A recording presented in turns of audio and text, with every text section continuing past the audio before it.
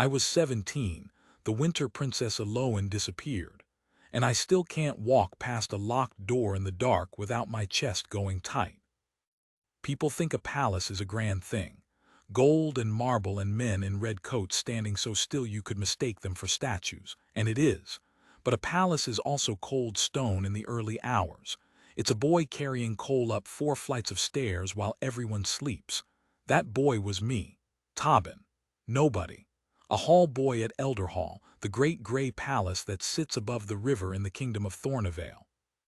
I want to tell you what I saw, not what the criers announced, not what the fine ladies whispered behind their fans. What I saw with my own 2 eyes, standing where I had no business standing. Let me start with the girl. Princess Elowen was 9 years old, and she was the sort of child who made grown men soft. She had this laugh, sharp and sudden, like a window thrown open. She used to steal bread from the kitchens and feed it to the ravens on the east wall, even though the falconer told her 100 times the ravens didn't need feeding.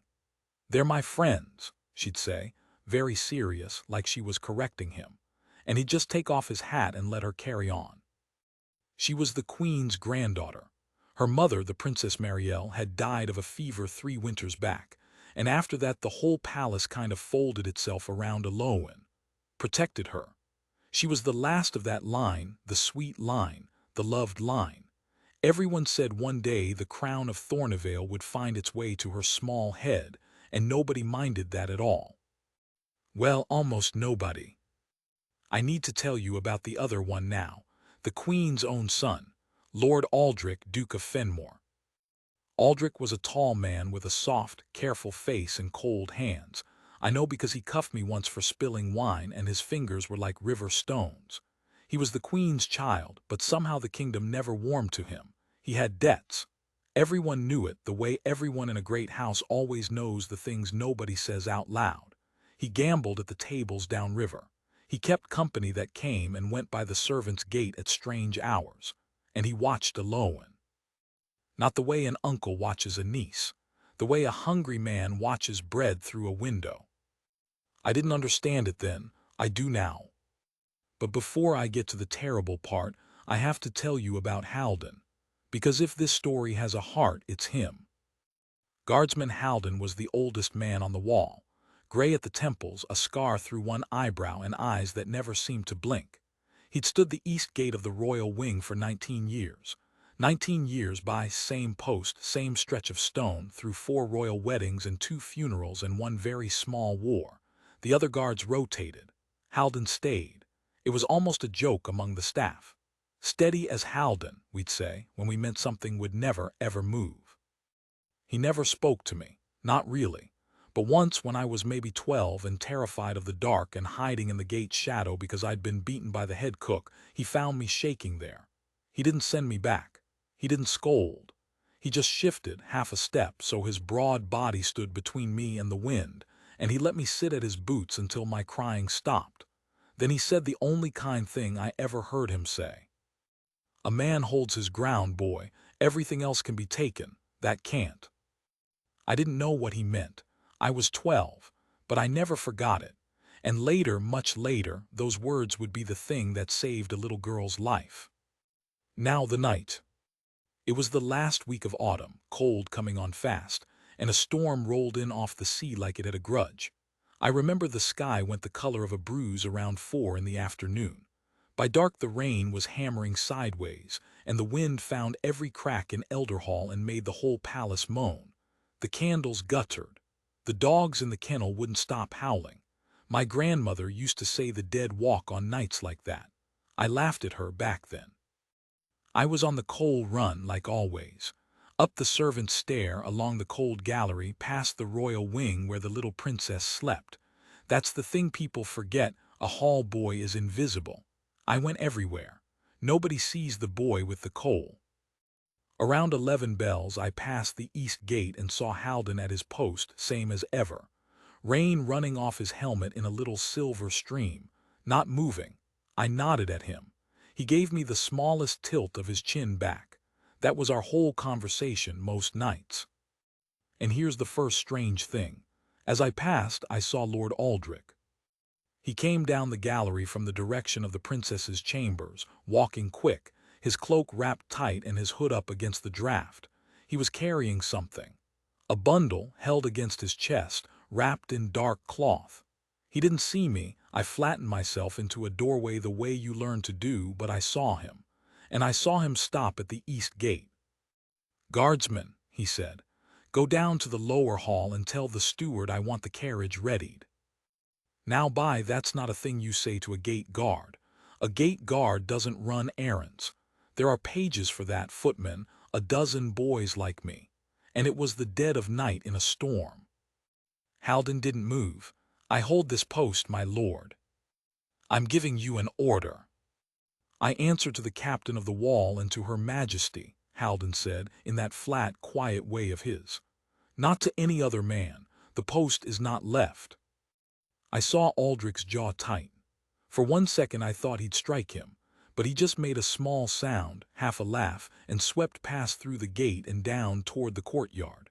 And Haldon turned his head just slightly and watched him go, watched the bundle. I'll never forget the way his eyes tracked that shape in Aldrich's arms. I didn't think anything of it. God forgive me, I didn't. I was cold and tired and I wanted my bed. I finished the coal run and I slept. The bells woke me before dawn. Not the hour bells. The alarm, deep and fast and awful, the sound they only ring for fire or death or the loss of the royal blood. The whole palace came apart at once, doors slamming, women screaming, men running with torches that the wind kept snuffing out.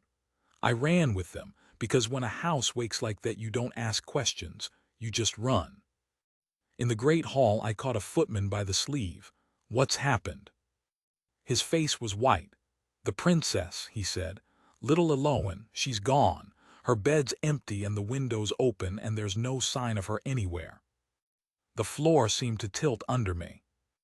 They searched all night and into the gray morning.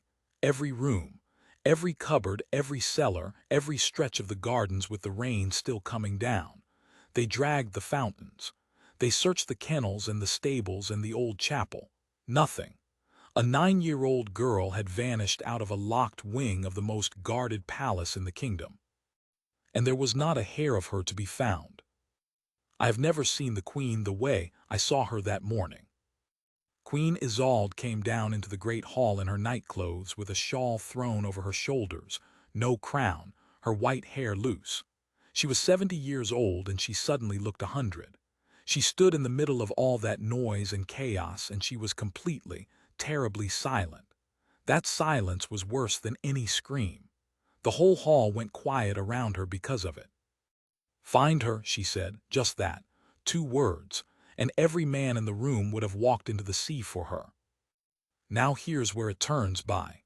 Here's the part that made my hands go cold. Because as the search went on and found nothing, a story began to form. And the story was this, that Elowen must have wandered off herself. A troubled child, they started to say, grieving her dead mother, prone to running, that she'd slipped out through her own window in the night and been carried off by the storm or the river, and it was nobody's fault, a tragedy, an accident. And the man telling that story, louder and louder as the day went on, was Lord Aldrich. He appeared in the hall around midday, dry and composed, and he was so full of grief you'd have thought his own heart was breaking. He put his arm around his mother, the queen. He said the child had always been unstable. He said he'd been in his chambers all night in bed, and the storm had kept him from sleeping, and wasn't it a horror, wasn't it a tragedy? He said perhaps it was time to accept she was lost, and to think of the succession and the future of Thornevale in these dark days. The succession. The child not even cold, and he's talking about the succession. I stood at the back of that hall holding an empty coal scuttle, and I thought, I saw you. I saw you in the gallery. I saw the bundle in your arms, and you were never in your bed. But who was I? A hall boy, a nobody. If I opened my mouth against the Duke of Fenmore, I'd be flogged and thrown out the gate before I finished the sentence, and no one would believe a word of it. That's the truth of a place like Elderhall. The great can lie in the open, and the small can tell the truth in a whisper, and the whisper is the thing that gets crushed. So I said nothing, and I hated myself for it. I still do a little. But there was one man in that palace who could not be crushed. One man whose word carried weight because in 19 years he had never once been anything but exactly where he said he'd be, doing exactly what he said he'd done. And that man had been standing at the east gate all night long. Late that afternoon, as the light was failing and the rain had finally eased to a thin gray drizzle, I saw the captain of the wall walk out to the east gate to question Haldon. Routine, they said. Every guard would be questioned. Where were you? What did you see? Who passed? I found a reason to be near the gate. Coal, always coal. I lingered in the shadow of the wall where I'd hidden as a boy, and I listened. And what I heard changed everything. Guardsman Haldon, the captain's voice tired, you held the east gate through the night. I did, sir. You never left the post. Not once, sir. 19 years I've not left it while on watch. I did not leave it last night. And who passed through this gate, from the royal wing, between the 11th bell and dawn? There was a pause, just a small one, but in that pause the whole world seemed to lean in and hold its breath. One man, sir, Haldon said, Lord Aldrich, Duke of Fenmore. He came from the direction of the princess's chambers at the 11th bell. He carried a bundle against his chest, wrapped in dark cloth about the size of a child. He ordered me to leave my post. I refused. He passed through this gate and went down to the courtyard where a carriage was waiting, though no carriage had been ordered through the proper book. He did not return. I stopped breathing. The captain of the wall stood very still. You're certain of this? You'd swear it, before the Queen, before God, on your own life. I don't swear, sir, Haldon said in that quiet, stone-steady voice. I stand. And I stood here and I saw what I saw. Lord Aldrich told the hall he was in his bed all night. He was not. He passed through this gate carrying a child-sized bundle an hour before the alarm was raised. That's not an oath, sir. That's just what happened. The captain looked at him for a long moment, and then he did something I'd never seen a captain do to a common guardsman. He took off his glove, and he put his bare hand on Haldon's shoulder. Hold your post, guardsman, he said very quietly. Speak to no one. I'm going to the Queen. And he turned and walked fast back toward the palace, and I ran ahead of him through the servants' passages with my heart going like a war drum, because I understood now. I understood what Aldrich had done, and I understood that one old man's refusal to leave a cold patch of stone was about to bring a duke to his knees. But I didn't yet know the worst of it. I didn't know where Elowen was. I didn't know if she was alive. And I didn't know that the night wasn't over. Not by half. They brought Haldon before the Queen at nightfall. I shouldn't have been there. A hall boy has no place in the Queen's own council chamber. But by then the whole palace was in such a state that nobody was watching the doors properly, and I slipped in behind the wine steward and pressed myself into the shadow behind a pillar, and I watched the whole thing. If they'd caught me, they'd have thrown me out. They didn't catch me. Nobody sees the boy. The council chamber was a long, cold room with a fire that was losing its fight against the draft. Queen Isolde sat at the head of the great table, and she'd put her crown back on. I remember that the way she'd made herself royal again made her spine straight, even though her eyes were red-rimmed and terrible. Around her stood the great men of Thornevale, the chancellor, the captain of the wall, two gray lords whose names I never learned. And at the Queen's right hand, calm as still water, stood Lord Aldrich. They brought Haldon in still in his wet coat, mud to the knees, and he stood at the foot of the long table like he stood at his gate, feet planted, hands at his sides, eyes level. He did not bow low the way a frightened man bows. He inclined his head to the Queen, correct and steady, and then he waited. Guardsman, the Queen said. Her voice was quiet, but it filled the room. The captain tells me you saw something last night. I want you to tell it to me yourself, to my face, all of it. Before Haldon could speak, Aldrich laughed, softly, sadly, the way you laugh at a child's mistake. Mother, this is beneath you. The man is a gate guard. He's been standing in a storm for hours, he's exhausted, he's confused. Whatever he thinks he saw. I did not ask you, Aldrich. The Queen didn't even turn her head. Guardsman, speak. And Halden spoke. He told it exactly as he'd told the captain. Flat, plain, no drama, no flourish. The 11th bell, Lord Aldrich coming from the direction of the princess's chambers.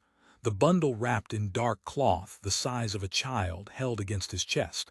The order to leave his post. His refusal. Aldrich passing through to a carriage that was never entered in the proper book. And Aldrich never returning that way at all. The room went very cold and very quiet. Aldrich's soft face didn't change, but I saw his hands. His hands closed slowly into fists at his sides. This is absurd, he said, and now his voice had an edge under the smoothness. I was in my chambers all night. Ask my valet. Ask anyone. This man is either mistaken or he's been paid to lie, and either way he should be flogged for slandering. Your valet, the captain of the wall said quietly, left your service at the 10th bell and slept in the lower dormitory. We have already spoken to him. He cannot account for your whereabouts after the 10th bell, my lord. He assumed you were abed. He did not see you. Silence.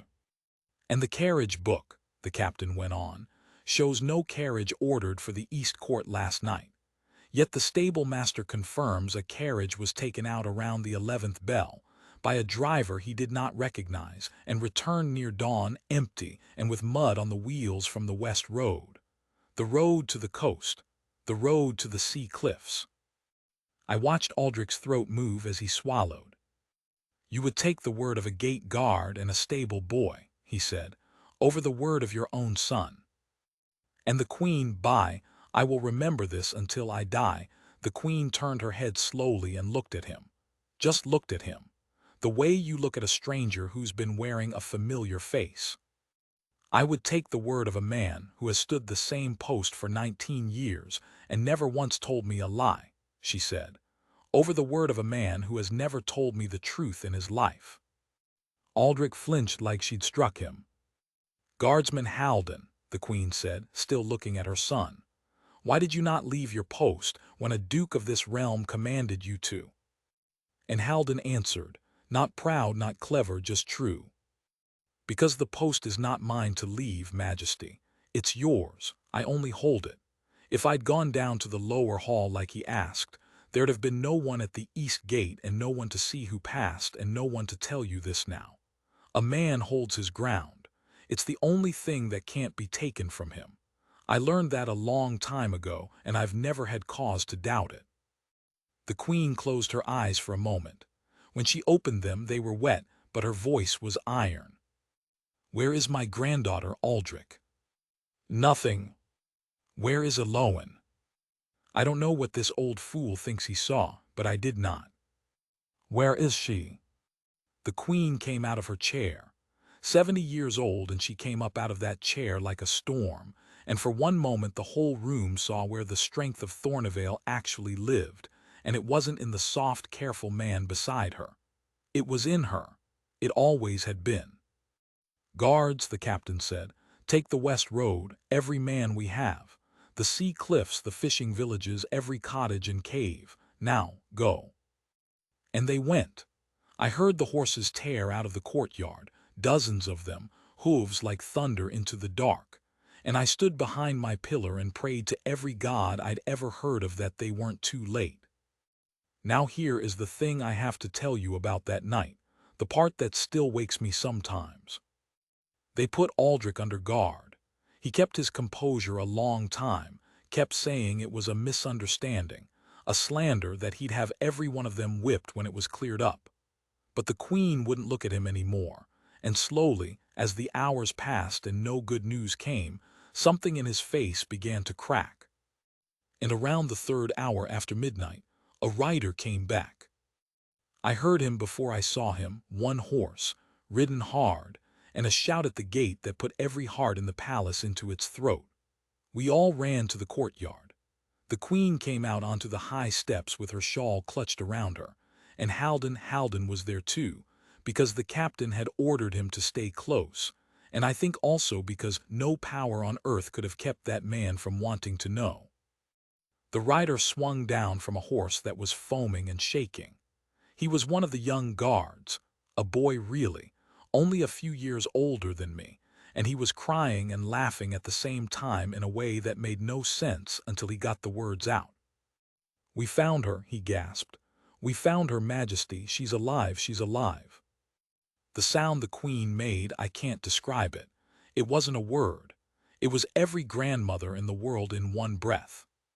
They'd found Elowen in a fisherman's cottage above the sea cliffs, 10 miles down the west road.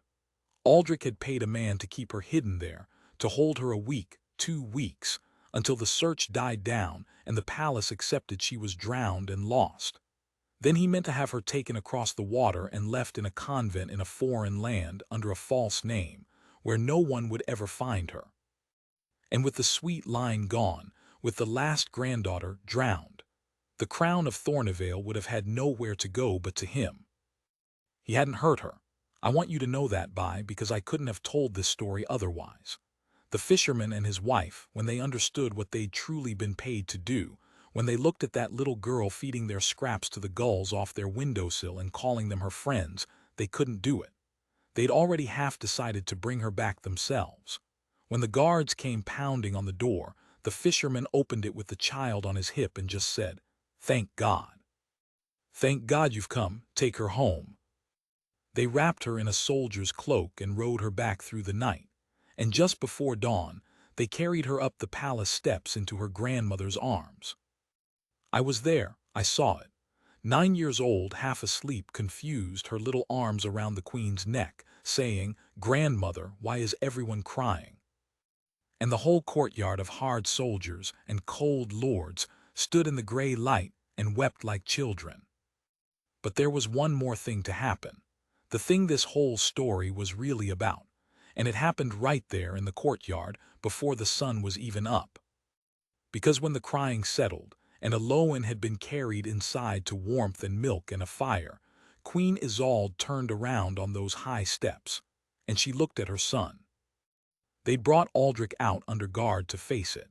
He stood at the bottom of the steps with 2 guardsmen at his shoulders, and for the first time I saw real fear on that soft face.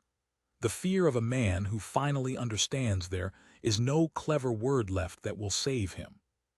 And the Queen came down the steps toward him, slowly in the gray dawn. And the whole courtyard went silent. I thought she would scream at him, curse him. I thought maybe she'd have him killed on the spot, she had the power to, but she didn't do any of that. What she did was worse. And it was the reason I'll never forget that a title, in the end, is only a thing a person can choose to give and choose to take away. The Queen stopped 3 steps up from her son, so that even now she stood above him, and she looked down at him for a long time in the cold gray light. When she spoke, her voice was not loud. It didn't need to be.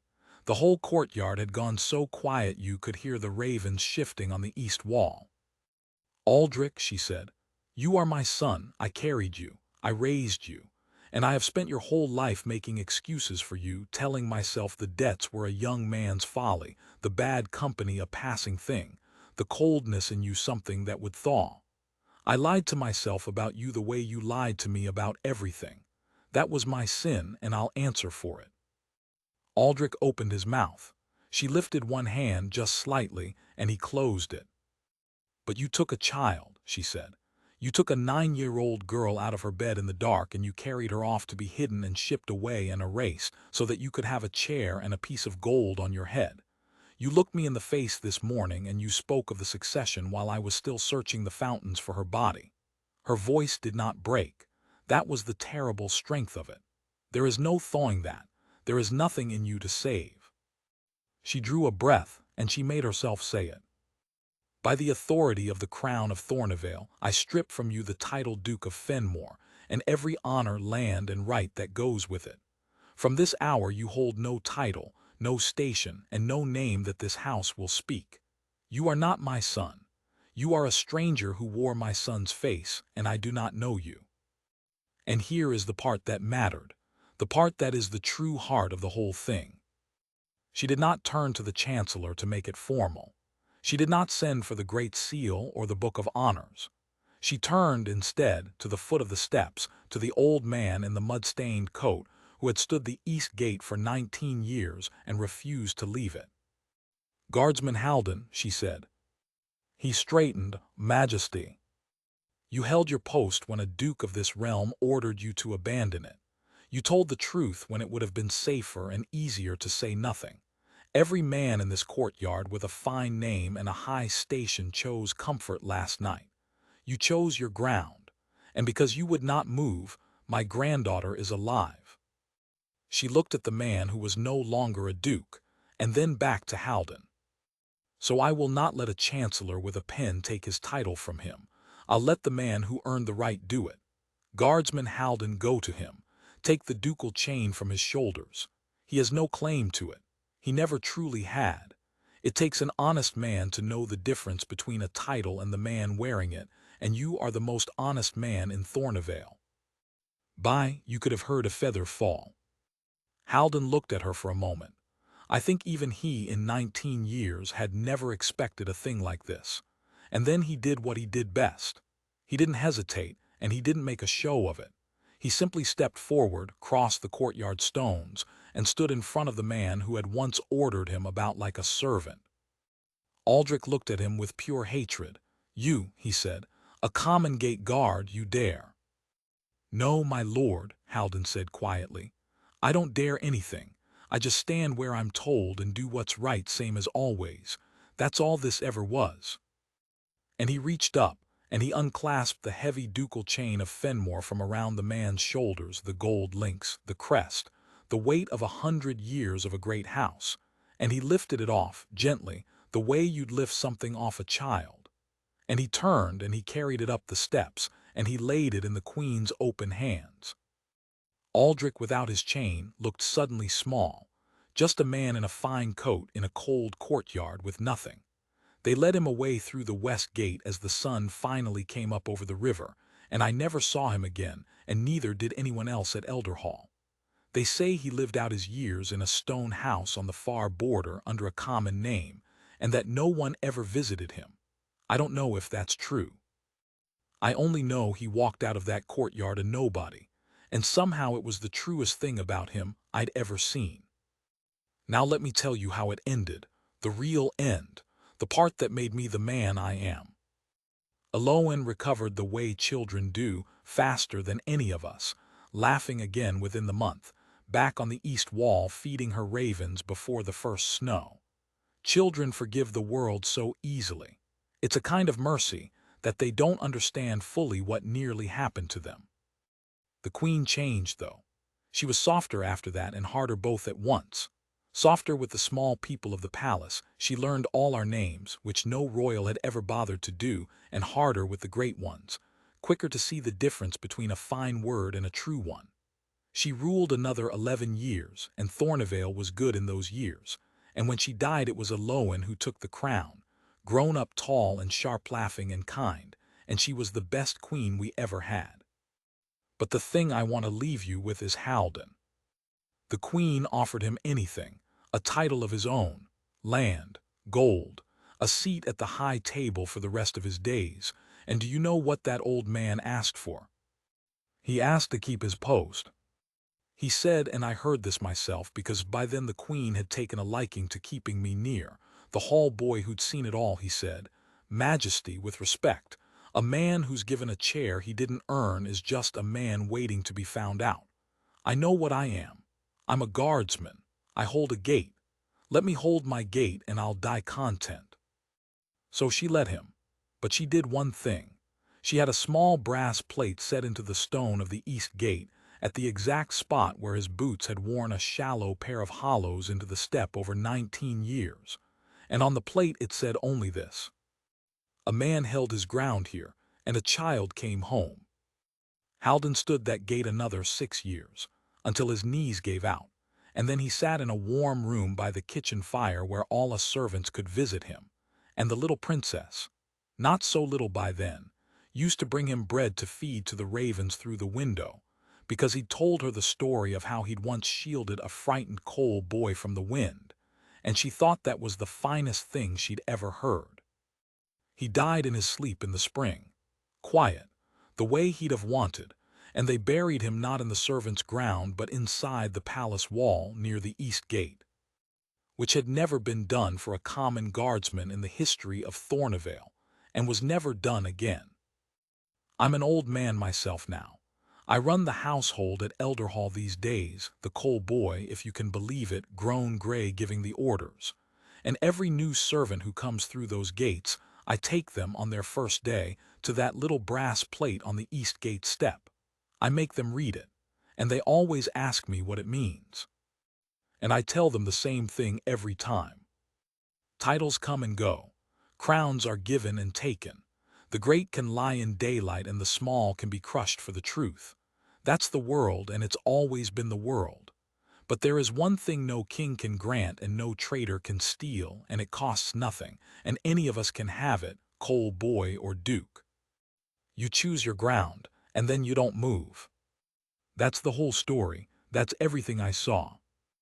A little girl came home because one old man, in the cold and the dark, when it would have been so much easier to walk away, simply would not leave his post.